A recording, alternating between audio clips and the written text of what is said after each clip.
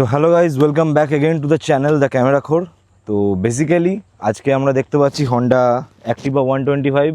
তো finally Honda Activa 125-এর এই স্কুটারটাকে upgrade করে দিয়েছে আর অনেক নতুন ফিচার্স নিয়ে এসছে। তো আমরা সেই জিনিসগুলো আলোচনা করব, প্রোজ কী কী আছে, কোনস কী কী আছে আলোচনা করব। অ্যাজ ইউজুয়াল আমরা দেখব যে এই সেগমেন্টের আর কম্পিটিটারের যারা যারা রয়েছে তাদের সঙ্গে কিভাবে কম্পিট করছে এবং আদেও কম্পিট করতে পারছে কি না সেই জিনিসগুলো আমরা আলোচনা করব। সাথে সাথে আলোচনা করব যে ইলেকট্রিক স্কুটার এই সেগমেন্টে এর থেকে বেটার হবে কি, এটা নেওয়াটা ভ্যালু ফর মানি হবে, সেই জিনিসগুলো আমরা দেখব একে একে একটার পর একটা। তো চলো ভিডিওটা স্টার্ট করা যাক। আর special thanks to the Honda আমাকে এই স্কুটিটা প্রোভাইড করার জন্য এবং এটা রিভিউ করতে দেওয়ার জন্য। তো তোমাদের যাদের আশেপাশে বাড়ি থাকবে তাদেরকে আমি বলবো যে তোমাদের যদি স্কুটি বা হন্ডার যে কোনো বাইক তোমাদের যদি ট্রায়াল দেওয়ার প্রয়োজন থাকে বা তোমাদের কেনার প্ল্যান করে থাকো, তোমরা অবভিয়াসলি দা হন্ডা এসো কুসুমগ্রামে, এবং আমি ডেসক্রিপশনে তোমাদেরকে কন্ট্যাক্ট নাম্বার দিয়ে দেবো, তোমরা অবভিয়াসলি কল করে আসবে। তোমাদের যদি কোনো রকম কোনো প্রবলেম থাকে, কোনো কোয়ারিজ থাকে, আমাকে কন্ট্যাক্ট করতে পারো ইনস্টাগ্রামে, এটা আমার ইনস্টাগ্রাম হ্যান্ডেল এখানে দেওয়া থাকলো। তো চলো, তো ফার্স্ট থিংস ফার্স্ট, আমরা শুরু করব চাবি দিয়ে। অ্যাজ ইউজুয়াল এখানে হন্ডা বেসিক এখানে দুটো কি প্রোভাইড করেছে। এই স্কুটারটার অ্যাক্টিভা 125-এর দুটো ভেরিয়েন্ট রয়েছে, একটা হচ্ছে ডিএলএক্স ভেরিয়েন্ট আর একটা হচ্ছে যে এইচ স্মার্ট ভেরিয়েন্ট। তো এখানে আমাদের কাছে রয়েছে ডিএলএক্স ভেরিয়েন্টটা। তো এখানে প্রথম মেজর চেঞ্জেস হচ্ছে যে এখানে হন্ডা আমাদেরকে প্রোভাইড করেছে 4.2 ইঞ্চের একটা টিএফটি ডিসপ্লে। আমরা ডিসপ্লেতে আসবো। আর তার সঙ্গে কি চেঞ্জ আছে, এখানে রয়েছে আমাদেরকে পেয়ে যাচ্ছি আমরা ডিস্ক ব্রেক এখানে অ্যাভেলেবেল রয়েছে।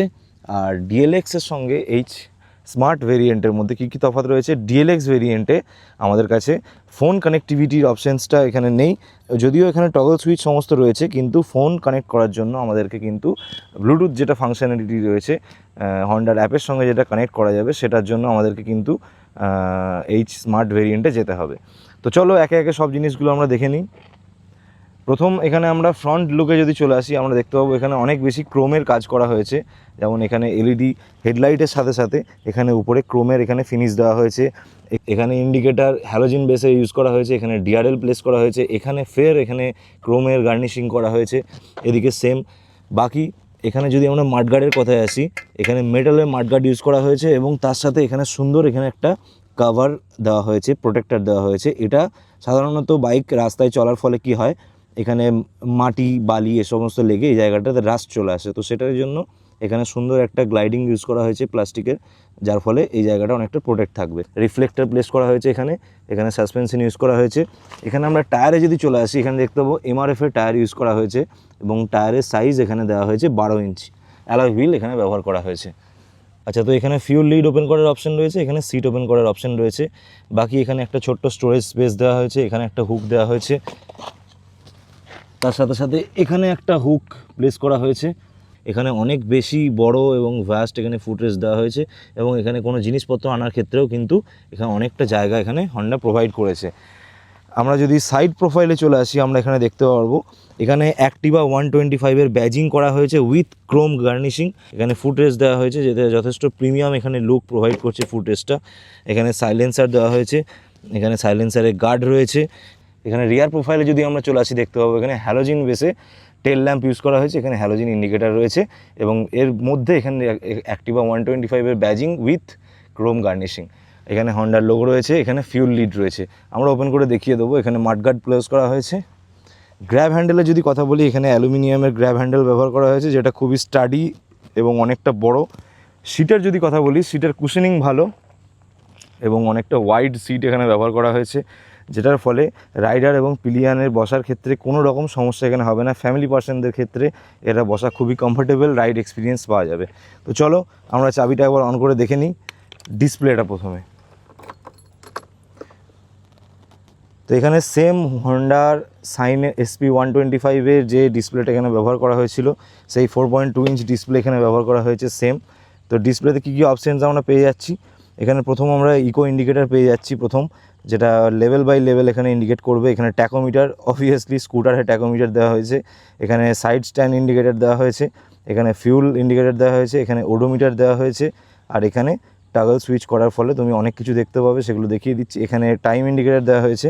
এখানে বাটন দিয়ে আমরা যদি টগল করি তাহলে দেখতে পাবো প্রথম আমরা এখানে টোটাল ওডোমিটার, তারপর এখানে রিয়েল টাইম মাইলেজ দেখতে পাবো, তারপর এখানে আমরা ট্রিপ এ, ট্রিপ বি, টোটাল ওডোমিটার। এখানে যদি আমরা চলে আসি এদিকটায় দেখতে পাবো এখানে ফিউল রেঞ্জ কী রয়েছে, অপশানস, ফিউল রেঞ্জ এখানে দেখতে পাচ্ছি। তারপরে এখানে কত কিলোমিটার, এখানে এ, ট্রিপ বি, রিসেট, এই সমস্ত অপশান রয়েছে। এখানে সেটিংস রয়েছে, সেটিংয়ের মধ্যে কী রয়েছে, ফাংশনস, ডিসপ্লে, জেনারেল, সার্ভিস। আমরা যদি ডিসপ্লেতে এখানে যাই তাহলে দেখতে পাবো এখানে ডিসপ্লে ব্রাইটনেসে যদি যাই এখানে কিন্তু অটোতে ব্রাইটনেস করতে পারো বা ম্যানুয়ালেও করতে পারো। ম্যানুয়ালে গেলে দেখতে পাবো এখানে 8 অবধি হাইয়েস্ট ব্রাইটনেস রয়েছে, অটোতে থাকাটাই আমার মনে হয় বেটার হবে। থিম এখানে রয়েছে, কী কী অপশানস আমরা দেখে নেবো। এখানে ডার্ক রয়েছে, অটো রয়েছে, লাইট রয়েছে। তো এই হচ্ছে মোটামুটি ডিসপ্লে ফাংশন।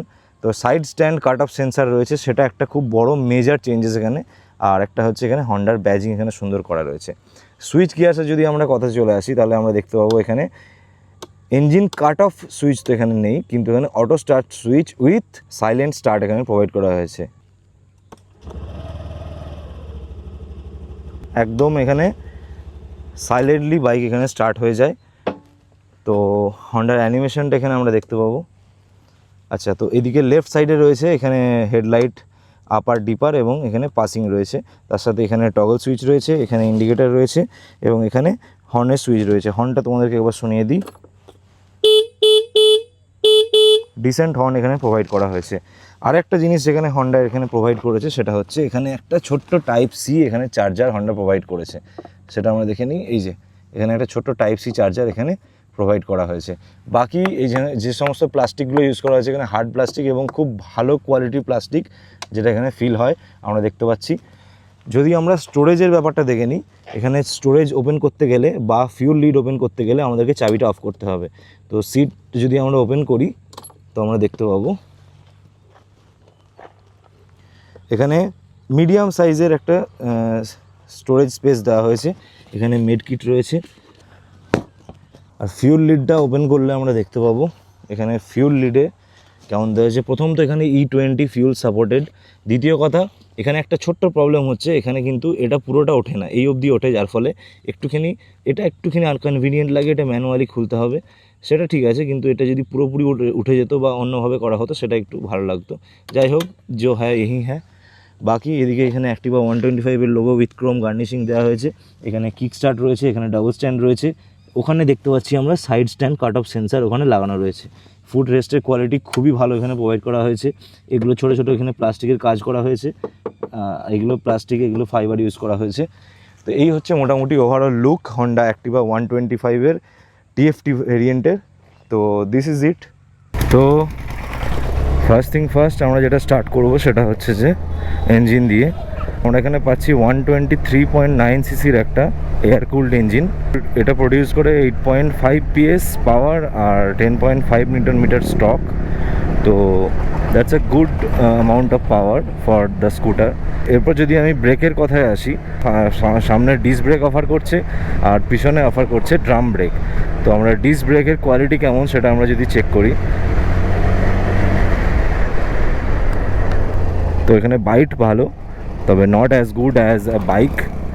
তো আর পিছনের ব্রেকের যদি কথা বলি, তো হন্ডা এখানে প্রোভাইড করছে কম্বি ব্রেক সিস্টেম, অর্থাৎ তুমি যে কোনো একটা ব্রেক প্রেস করলে কিন্তু দুটো ব্রেকই সমানভাবে প্রেস হবে, যার ফলে একটু স্মুথভাবে তুমি স্কুটারটাকে দাঁড় করাতে পারবে। তো নেক্সট থিং, ডিসপ্লেটা যথেষ্ট লিট আপ এবং অনেক বেশি ব্রাইট। তো দেখতে কোনো রকম কোনো সমস্যা হয় না। এখানে যথেষ্ট রোদ আসছে, এদিক থেকে আমরা দেখতে পাবো। তো এত রোদের মধ্যেও কিন্তু ডিসপ্লেটা যথেষ্ট পরিষ্কার এবং ব্রাইট দেখা যাচ্ছে, এটাতে কোনো সমস্যা নেই। কমফোর্টের যদি কথা বলি, সিটের কুশনিং খুবই ভালো, তো এখানে কমফোর্ট নিয়ে কোনো রকম কোনো সমস্যা হবে না। আর সাসপেনশন ভালো, কিন্তু একটুখানি গাড্ডাতে গেলে সামনের দিকটা অর্থাৎ ফ্রন্ট সাসপেনশনটা একটুখানি কোথাও না কোথাও স্টিফ ফিল হয়। জানি না সবাই কি মনে হয় এটাতে, কিন্তু আমার যতটা মনে হলো ফ্রন্টের সাসপেনশনটা একটুখানি স্টিফার দ্যান দ্য রিয়ার সাসপেনশন। একটুখানি হ্যান্ডেলে ওয়াবলিং দেখা যায় যখন তুমি খারাপ রাস্তার মধ্যে দিয়ে যাবে। সেক্ষেত্রে কী হয়, এক হাতে চালালে তুমি বেশি বুঝতে পারবে, সেখানে একটুখানি আনকন্ট্রোল হয়ে যায় বাইকটা, স্কুটারটা সরি। তো দিস ইজ দ্য থিং। আর নেক্সট থিং আমরা যদি আসি বসার পোশ্চারের ব্যাপারে, তো এখানে একদম আপরাইট বসার পোশ্চার, এখানে কোনো রকম কোনো সমস্যা হয় না। Smooth ride experience from Honda, reliable ride experience তুমি যদি নিতে চাও, স্মুথ রাইড এক্সপিরিয়েন্স তুমি যদি নিতে চাও, আমার মনে হয় হন্ডার থেকে ভালো আর কেউ তোমাকে একসাথে এই দুটো জিনিস প্রোভাইড করবে না। তো this is the thing. Throttle response ভালো, এখানে আমরা কুইক একদম অ্যাক্সেলারেশন রয়েছে, কিন্তু পাওয়ারটা লিনিয়ার ডেলিভারি করে। কুইক তো রয়েছে, কিন্তু তারই মধ্যে কুইকের মধ্যেও কিন্তু একটা লিনিয়ার পাওয়ার ডেলিভারি আমরা পেয়ে যাচ্ছি। আর এখানে ইঞ্জিনের অটো স্টার্ট স্টপের ফাংশনটা যদি দেখাই, এই যে দেখো আমি বাইকটাকে এখানে স্লো করছি, তো এই যে বন্ধ হয়ে গেল, কোনো আওয়াজ নেই, আবার স্টার্ট হয়ে গেল। তো this is how auto start stop function works. তো চলো আমরা টার্ন রেডিয়াসটা একবার দেখে নিই। তো সিটির মধ্যে ঘোরাতে কোনো রকম সমস্যা হওয়ার কথা নয়, যতটা টার্ন রেডিয়াস আমরা দেখলাম খুব স্মুথলি তুমি এটাকে ঘোরাতে পারবে। This is the thing. আর বাকি মাইলেজের যদি কথা বলি, তুমি সামহাও 50 to 55-এর মধ্যে একটা মাইলেজ তুমি পেয়ে যাবে এই স্কুটারটার থেকে। তো mileage is not the big problem. আর বাকি এখানে সমস্যা এই স্কুটারটার মধ্যে এখনও পর্যন্ত আমি কিছু পাইনি। এখানে লুকিং গ্লাসে যদি কথা বলি, লুকিং গ্লাসও ভালো, ওয়াইড ভিউ এখানে পাওয়া যাচ্ছে লুকিং গ্লাসের মধ্যে। ব্রেকিং ভালো, পাওয়ার ভালো, ডেলিভারি ভালো। এখানে দেখতে পাবো কুইক অ্যাক্সেলারেশন কিন্তু রয়েছে, লিনিয়ার ডেলিভারি করে কিন্তু কুইক অ্যাক্সেলারেশন রয়েছে। তো মিডের উপরে গেলে কিন্তু একটুখানি পাওয়ারটা কমে যায় কোথাও না কোথাও। তো this is how it works. তো চলো, এই হচ্ছে মোটামুটি হন্ডা অ্যাক্টিভা 125-এর রিভিউ, এ রাইড এক্সপিরিয়েন্স। ওকে, তো আমরা সব জিনিসটা আলোচনা করলাম, কী কী ফিচার্স রয়েছে, কী কী প্রোজ আছে, কী কী কোনস আছে, আমরা রাইড এক্সপিরিয়েন্সটা কেমন সেটা তোমাদের সঙ্গে শেয়ার করলাম। তো এরপর চলে আসি স্কুটারটা নেওয়া যাবে কি যাবে না, কাদের জন্য পারফেক্ট হবে বা কিছু। তো এখন ব্যাপার হচ্ছে যে প্রথম কথা হচ্ছে যে আপগ্রেডেড ভার্জনের সাথে অনেক বেশি স্পেক্স আপগ্রেড করা হয়, যার ফলে তোমাকে ফিল হবে না যে স্কুটারটাতে স্পেক্স নেই বা ফিচার্স নেই, সেই জিনিসগুলো তোমাকে ফিল হবে না। তো এই সেগমেন্টে আরও যেগুলো স্কুটার রয়েছে, অবভিয়াসলি প্রাইসের দিক দিয়ে যদি কথা বলি, তাহলে আমরা দেখতে পাবো কিন্তু একটা ছোট্ট ফল্ট রয়েছে, সেটা হচ্ছে এই স্কুটারটার পার্টিকুলার একটু প্রাইসটা একটু বেশি রয়েছে। যেমন তুমি এই সেগমেন্টে আই স্কুটারের মধ্যে তোমার চলে আসছে জুপিটার চলে আসছে, জুপিটার 125 চলে আসছে, বা অ্যাক্সেস 125 চলে আসছে। সেগুলো কিন্তু কম্প্যারেটিভলি অনেকটা প্রায় 10,000 টাকা 15,000 টাকা কম দাম এর থেকেও তুমি পেয়ে যাচ্ছ, কারণ সেই স্কুটারগুলোতে ডিস্ক ভেরিয়েন্টের সঙ্গে সঙ্গে ড্রাম ভেরিয়েন্টও আসে। তো সুতরাং তুমি ড্রাম ভেরিয়েন্টের দিক দিয়ে স্টার্ট করতে গেলে তোমাকে কিন্তু সেখানে প্রাইসটা অনেকটা কাট অফ হয়ে যাচ্ছে। তো সেই জিনিসটা আমার মনে হয় হন্ডাকে একটুখানি প্রাইসটা একটুখানি কম রাখতে হতো। বাকি যদি তুমি একটা রিলায়েবল স্মুথ রাইড এক্সপিরিয়েন্স চাও, তাহলে আমি বলবো you can go for this. আর যদি কথা আসে ইলেকট্রিক স্কুটারের ক্ষেত্রে, তাহলে কিন্তু সেখানে বলবো আমি, সেখানে একটা ভ্যাস্ট অপশানস ওপেন আপ হয়ে যাচ্ছে। যেমন ইলেকট্রিক স্কুটারের ক্ষেত্রে তুমি রেঞ্জ নিয়ে নাও, বা তুমি ফিচার্স নিয়ে নাও, তুমি বুট স্পেস মানে স্টোরেজ স্পেস নিয়ে নাও, এটসেট্রা এটসেট্রা, অনেক বেশি অপশানস রয়েছে।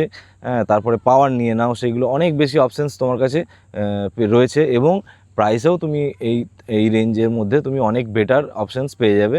তবে যদি তুমি একটা রিলায়েবল স্মুথ রাইড এক্সপিরিয়েন্স চাও, আমি বলবো you can go for it. আর তোমাদের কি মনে হয় যে এই রেঞ্জের মধ্যে আই স্কুটার নেওয়া উচিত কি ইলেকট্রিক স্কুটার নেওয়া উচিত, সেটা তোমরা আমাকে let me know in the comment section.